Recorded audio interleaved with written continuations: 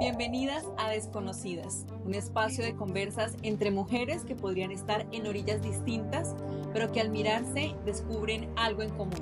Sus historias, sus dolores, sus sueños, su territorio. Conversamos para abrigar la esperanza, para saber que la otra existe, para decir, tu historia también importa. Este podcast es una apuesta por la palabra compartida. Hoy nos reunimos aquí, mujeres de San Agustín, Palestina, Pitalito, Isnos, Acevedo, para tejer juntas una verdad más amplia y más nuestra. Vamos a escucharnos, a preguntar, incomodarnos, emocionarnos. Bienvenidas, empezamos. En este segundo episodio de Desconocidas hablamos de urgencias, de esas que no caben en los papeles ni en las cifras. Porque hay algo que se está gritando desde hace tiempo, no hay más tiempo. Hoy tenemos una conversación íntima, profunda, con una mujer que ha acompañado este proceso con mirada crítica y corazón comprometido. Nuestra comentarista antropóloga, investigadora, Adriana del Pilar Lazo Lozano. Ella es huilense, quien ha trabajado con comunidades y población rural en planeación colectiva etnoterritorial, en fortalecimiento de capacidades organizativas. Con mujeres ha trabajado en pedagogía y diálogo intercultural sobre sus roles sociales, liderazgo, gobernanza y economía del cuidado.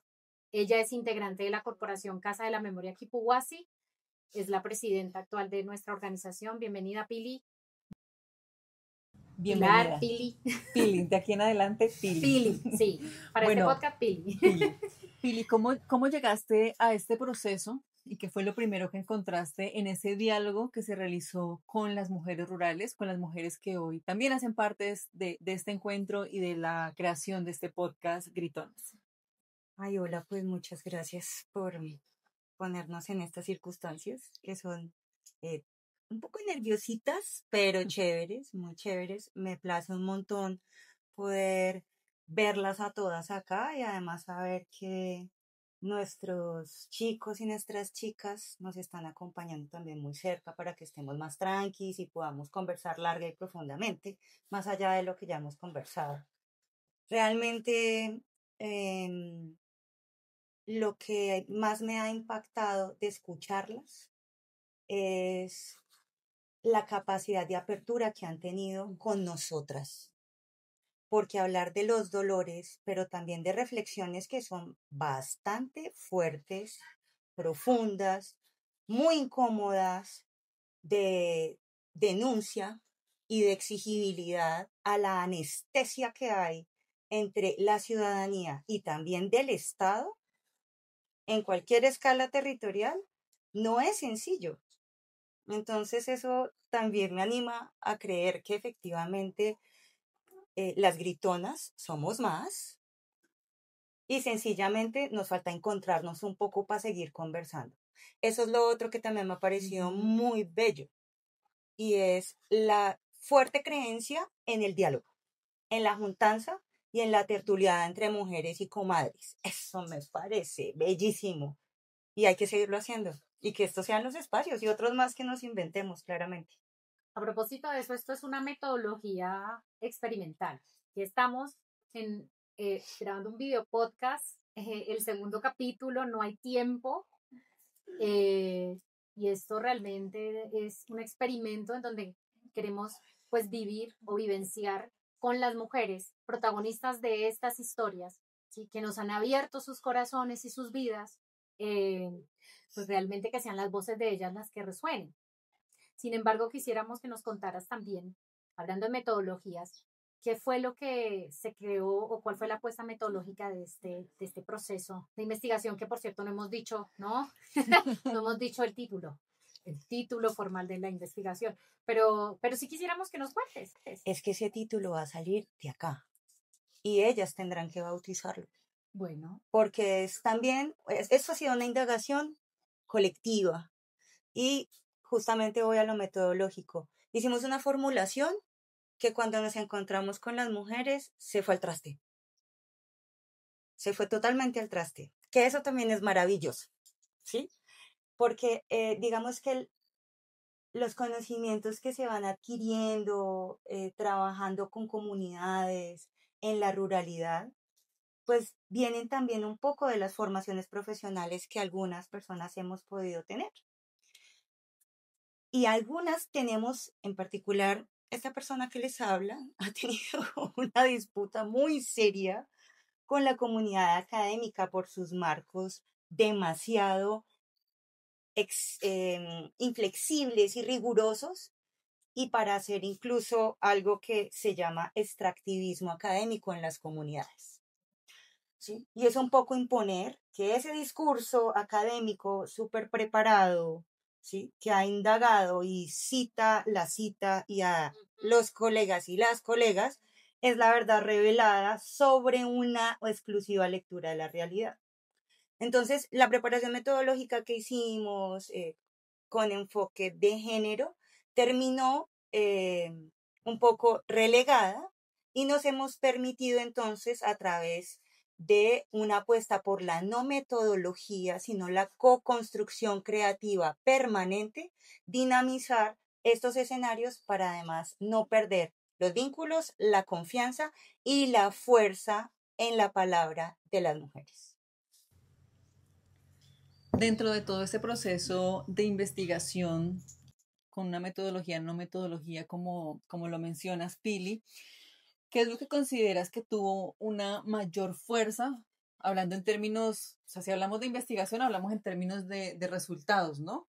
Pero acá tú qué encontraste, ¿cuáles son esas fuerzas, esas bondades o esos elementos que tú destacarías de todo ese proceso realizado, de todos esos diálogos bidireccionales que se tuvieron? Bueno, yo quisiera apuntar como 3 cosas así muy claves. La primera es que de forma muy honesta y también muy reflexiva, todas nos dimos cuenta que tenemos una carencia importante alrededor de nuestra historia como huilenses, de nuestra historia como agustinenses, nativas o adoptadas, laboyanas y nacidas, criadas o adoptadas en Palestina, ¿sí? O sea, sí nos hace falta un poco más de pasar por el corazón, ¿sí? Y de recordar nuestra historia para poderla conversar de otra manera. Otro asunto que nos pareció también importante es que la conflictividad en nuestros territorios se ha mediáticamente manejado a partir de, pareciera que un único guión, un formato guionizado sobre el conflicto armado. Y no se le da el mismo tratamiento, con la misma además intencionalidad, lo que no significa que estemos de acuerdo con ella, al resto de las conflictividades, que son las que estamos todos los días viviendo, experimentando y siendo atravesadas por ellas. Y esas conflictividades son las que nos mantienen bastante rotas en el relacionamiento social, por supuesto con una carga muy fuerte de no solamente cuidado, sino de frustración por la potencia de nuestros liderazgos, por la potencia de nuestras ideas hacia el diálogo, hacia la resolución pacífica de las conflictividades. Y pues ha sido muy difícil, digamos, poder no ver las otras maneras de vivir y de vivir sabroso. ¿Podrías contarnos qué patrones se repiten en esas historias? O si los identificaste, y qué nos dicen, por ejemplo, sobre el cuerpo, la tierra, el conflicto. Del conflicto ya nos has contado, pero por ejemplo sobre el cuerpo de las mujeres, ¿no? Las violencias basadas en género. Nosotras llegamos con un interés por identificar los permanentes hechos de violencia asociados al conflicto armado en un periodo de tiempo que es muy cercano, del 2019 al 2024. Sí, cuando decimos que se fue al traste, la idea o la metodología no significa que la hayamos tenido que descartar, solo que mutó en los intereses y hemos privilegiado los intereses de las mujeres con quienes estamos hoy acá y con quienes venimos interactuando y tendremos interacción de aquí para adelante.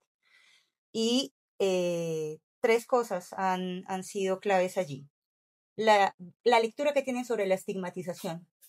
La estigmatización, que es exclusión, que es señalamiento, y que conduce a la amenaza, a la zozobra y a encarar con otras formas de ver el territorio, de ver a las vecindades, de ver al Estado y de ver incluso a los municipios contiguos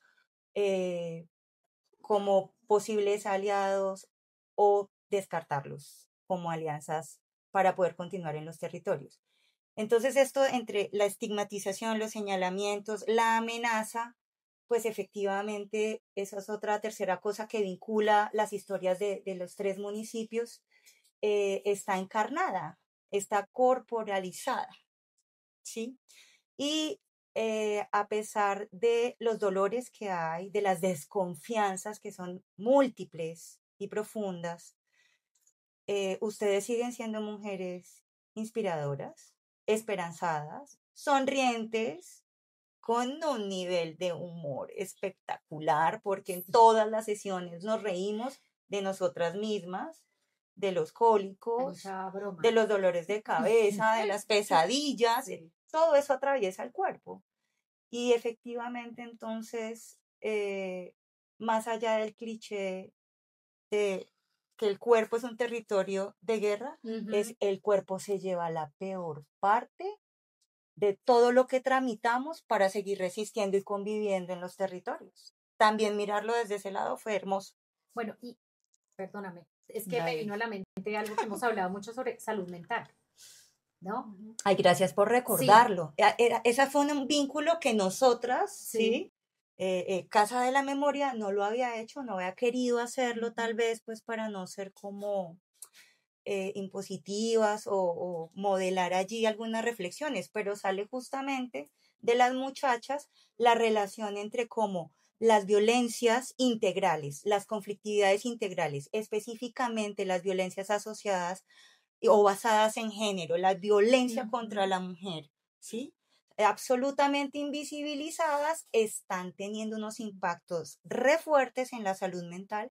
Hacer esto de ponerle un vínculo, un hilo conductor a la estigmatización, el señalamiento, las conflictividades, las violencias integrales basadas en género y la salud mental, ha sido un aprendizaje con ustedes que yo no tengo como agradecer, que nosotras no tenemos como agradecer. Nos han abierto muchos ojos más aparte de estos dos con estas conversas. Gracias. Pili, ¿qué otra historia podríamos destacar que tú dijiste, uff, qué fuerte, como esto me sensibiliza o me moviliza también, porque uno a veces cree que el mundo, que uno está en una burbuja, ¿no? Pero hay historias que lo marcan a uno. Y en todo este proceso, ¿tú qué podrías destacar? Voy a hablar de una que es chévere, ¿sí? Que es como de esos alicientes que se Mueve el micrófono porque necesitan. me está haciendo interferencia. Una pequeña historia de las Déjalo que en la mesa. escuché tiene que ver con cómo llega una mujer a una organización de solamente mujeres que ni siquiera es del departamento, que el departamento la acoge, pero la acoge después, digamos, de ser etiquetada y catalogada muy fuertemente como una persona mala, para ponerlo en esos términos. Y son justamente sus compañeras de la organización quienes la rodean, la impulsan y empiezan a pillarse los talentos que ella tiene. Como que, oye, pero tú eres muy buena en esto, ven acá, tan. Me recordó que hemos perdido tanta capacidad de conmovernos en medio de las hostilidades que vivimos en el relacionamiento y también en el conflicto armado que no para en este país y en este departamento, que lo más simple que hacemos en la cotidianidad, que nos permite relacionarnos especialmente entre mujeres, es increíblemente alentador. Y tal vez allí haya una fuente que no valoramos suficientemente y que nos permite no enloquecer, no enfermarnos o convertirnos en mujeres hostiles, que no son capaces de juntarse con otras para convivir, para camellar y para festejar. O sea, el solo hecho de que cada vez que habláramos de algunas historias pensáramos en, ay, la próxima vez que nos reunamos, ¿por qué no movemos el cuerpo? Qué rico, ¿sí? Eso está muy bien. Sí, a propósito. ¿Cuándo vamos a mover el cuerpo? Viejitos bailarines en el público. Bien. Desde tu experiencia, ¿qué significa nombrar lo vivido en voz alta? Es súper poderoso. Pero además, ellas me recordaron, sí, las muchachas de Vitalito, de San Agustín y de Palestina, me recordaron, esta muchachada me recordó que es altamente terapéutico. Y lo siguen repitiendo. Es que necesitamos más espacios de comadrazgo, de tertulia, de conversa larga, donde podamos hacer como catarsis, ¿sí? Porque aquí nadie tiene, desafortunadamente, eh, capacidades, ni conocimientos, ni habilidades psicoterapéuticas o psicoemocionales, pero tenemos como una memoria bien antigua de cómo escucharnos y de cómo acompañarnos, lo que llaman las mujeres en el sur de América apañarnos, que es un verbo también muy bonito, y es abrigarnos entre todas, ¿sí? Un poco, comprendernos, dejando además, entre otras cosas, que es una pelea con la matriz cultural, dejar de escucharnos porque yo te voy a señalar, porque yo te voy a juzgar, porque yo te voy a valorar desde esa experiencia, desde de eso vivido, porque lo hiciste mal. No, estamos viviendo justamente eso cada vez que iniciamos la ruta de las violencias basadas en género, Y creo que que es a traumática. nuestra sociedad le hace falta capacidad de escucha, ¿no? Perdóname que metí la cucharada antes de que Jessie te lance la otra Toda. pregunta, pero también una muestra de esa capacidad que tenemos y esa oportunidad de alzar la voz es la organización. Tenemos organizaciones muy fuertes, muy fortalecidas acá, numerosas. O sea, Seguirle apostando al colectivo, a organizarse, a juntarse. Aquí vamos todas remando. Así tú hagas manillas, claro, yo hago bio estética, etcétera, yo hago ropa, tal, pero que sea la organización la que todavía sea el lugar común. Wow, o sea, y además hay que hay mujeres celebrarlo eso. muy jóvenes que aquí le están apostando a la psicoterapia, justamente, que creo que es un aspecto abandonado. Sí. O es como, digamos, la cenicienta, poniéndolo en esos términos, ¿no? De todo, de lo que es el proceso, digamos, de eso, de reparación. Vamos a eso hay que ponerle bastante ojo, creo que es algo que se ha identificado como un problema y una necesidad. Jessie. Y que si es una necesidad y está, creo que también es una gran posibilidad de explorarlo y confiar en lo que eso significa también para los procesos que se viven desde las organizaciones de mujeres, sobre todo pues en los contextos como los que estamos acá. Pili, ¿dónde crees que está el corazón de la lucha de las mujeres a partir de todo lo vivido, escuchado, compartido, los cafés tomados y todo lo que habrá pasado en medio de esas conversaciones? Ese corazón tiene como las cebollas varias capas, ¿sí?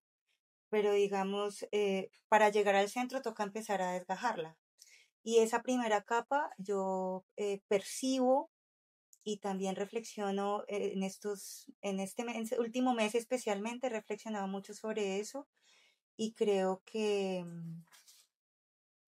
las muchachas hacen reflexiones profundas, íntimas, de una complejidad que no está siendo notada ni valorada y mucho menos amplificada por fuera, digamos, de sus organizaciones o de sus familias o de sus amistades.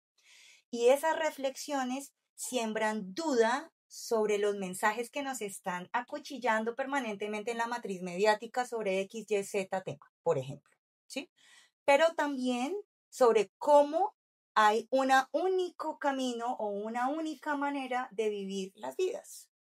Y pues que solamente haya allí duda, reflexión, significa que hay potencial y hay aspiraciones para que las transformaciones, si bien no son tan rápidas y contundentes como uno quisiera, se den, pero se den con consistencia, porque ese es otro, digamos, de los valores que yo veo y que hace parte de esa siguiente capa del corazón de las mujeres, y es su capacidad de ser consistentes en el tiempo, ¿sí? persistir no es solamente aguantar y estar y estar y estar, no. La consistencia implica seguir creyendo, seguir apostando y haciendo un poquito cada vez más. Y cuando no puedo, cuando me es insuficiente, asirme en mis compañeras, en mis colegas, en mis redes más inmediatas. Y eso es un talento femenino, la verdad. El poder de las mujeres. Ustedes están allá muy atentas, escuchando. ¿Qué les resuena de lo que Pili ha contado? ¿Quién nos quiere compartir algo? ¿Qué sienten? ¿Qué les genera? Es el momento con el público. El momento del público. ¿Alguna compañera? O que pueda decir que está, si quieren compartir, si están de acuerdo, no le creen nada de lo que Pili está diciendo, o si Está hablando mucho. nos recuerdan sus o nombres, si por le creen favor. todo. Mi nombre es Catalina Ruiz, de Palestina Huila, parte de Compascor.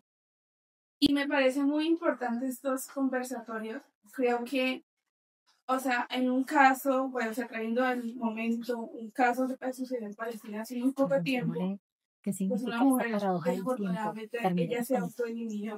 Pero yo creo que a esa mujer, si hubiéramos estado en un grupo de gritonas, de mujeres que supieran escuchar, de pronto hubiera podido encontrar otra solución.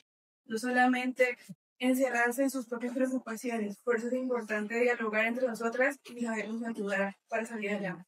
Gracias. Pues bueno, nosotros como mujeres emisoras estamos revelando, estamos reveladas. O sea, ahora nosotras, pues, fuera de los roles tradicionales que tenemos las mujeres en el hogar, como mamá, como esposa, como compañeras, también estamos trabajando, también estamos produciendo, muchas son madres cabezas de hogar, son líderes comunitarios, entonces ese acoger a las mujeres y ese apapachar es muy importante porque lo que yo observo es un cansancio general y estamos reventadas, entonces ahí es donde la salud mental es muy importante y como nosotros la red es una red de cuidado que debemos construir y a la que para que estemos bien. Gracias a la compañera y a las dos compañeras por brindarnos también esas reflexiones. Cuando arrancamos el podcast mencionamos cómo se llamaba, no hay más tiempo. Lo traemos a colación. ¿Para ti qué significa el mencionar que no hay más tiempo, Pili? En el marco de la investigación, sí. En el marco de este proceso. Justamente por lo que mencionaba la amiga anterior que participó, ese cansancio no es un cansancio solamente físico, es especialmente un cansancio mental y es un cansancio emocional, ¿sí?